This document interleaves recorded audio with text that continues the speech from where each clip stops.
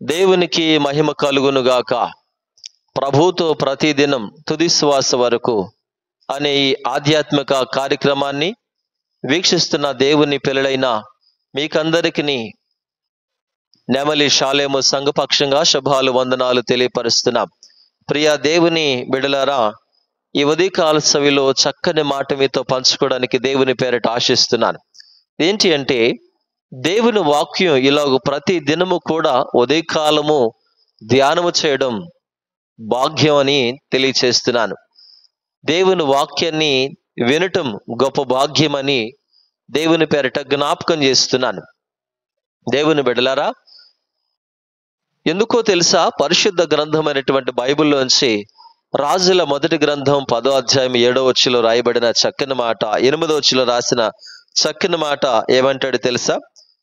నీ జనులు భాగ్యవంతులు, నీ ముందర ఎల్లప్పుడూ నిలిచి నీ జ్ఞానవచనములను వినుచుండు, నీ సేవకులను భాగ్యవంతులు అని ఈ మాట 2 మాటలు జ్ఞాపకం చేస్తూ వచ్చింది.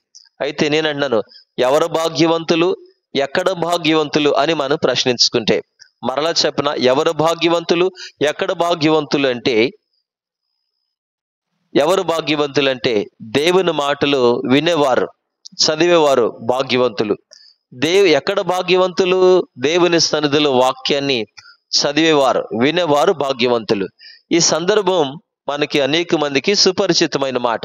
భక్తుడైన రాజైన మహాజ్ఞాని అనేటువంటి సొలొమోను గారికి ఉన్న జ్ఞానమును బట్టి షేబ దేశపు రాణి విని ఆశ్చర్యపోయి గూఢమైనటువంటి ప్రశ్నల చేత ఆయన్ను శోధించాలని గొప్ప పరివారంతో వచ్చింది. ఆమె వచ్చి గూఢమైనటువంటి ప్రశ్నల చేత ఆయన్ని శోధిస్తూ వచ్చినప్పుడు సొలొమోను గారు చాలా సులువుగా జవాబిస్తూ వచ్చాడు. అందుని బట్టి ఆమె సొలొమోను గారుకున్న జ్ఞానాన్ని బట్టి విస్మయం పొందింది, ఆశ్చర్యపోయింది.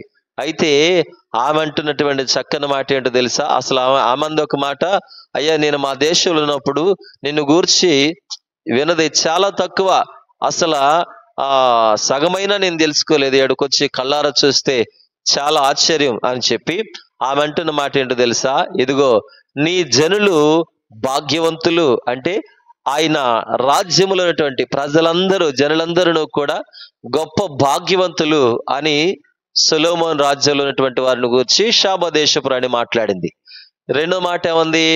ఎల్లప్పుడూ కూడా నీ సముఖమందుండి నీ జ్ఞానవచనములు వినుచున్నారే, వీళ్ళ భాగ్యం, నీ సేవకుల భాగ్యం ఎంతో గొప్పది అని చెప్పేసి మాట్లాడుతూ వచ్చింది. అయితే నేనేమని మీతో జ్ఞాపకం చేస్తున్నా అంటే, దేవుని బిడ్డలారా, ఆనాడు సొలొమోను యొక్క రాజ్యములో ఉన్నటువంటి రాజ్యములో ఉండడం ఆ జనులకు గొప్ప భాగ్యం అని చెప్తే, నేను అంటున్నాను, ఈరోజు యేసయ్య రక్తంలో కడుగబడినటువంటి మనం అంతకంటే గొప్ప భాగ్యవంతులం. దేవునికి మహిమ కలుగును గాక.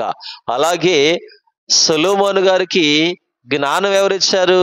ఆ జ్ఞానవచనాలు విన్నటువంటి సేవకులైనటువంటి వారు భాగ్యం గొప్పదైతే ఆ జ్ఞానం ఎవరిచ్చారు? దేవుడిచ్చాడు. ఇప్పుడు ఈ గ్రంథం ఎవరిది? దేవునిది. ఈ గ్రంథములో రాయబడినటువంటి దేవుని మాటలు చదువుతున్నటువంటి నీ భాగ్యం, నా భాగ్యం ఎంత గొప్పదో ఒక్కసారి నువ్వు ఆలోచన చెయ్యి.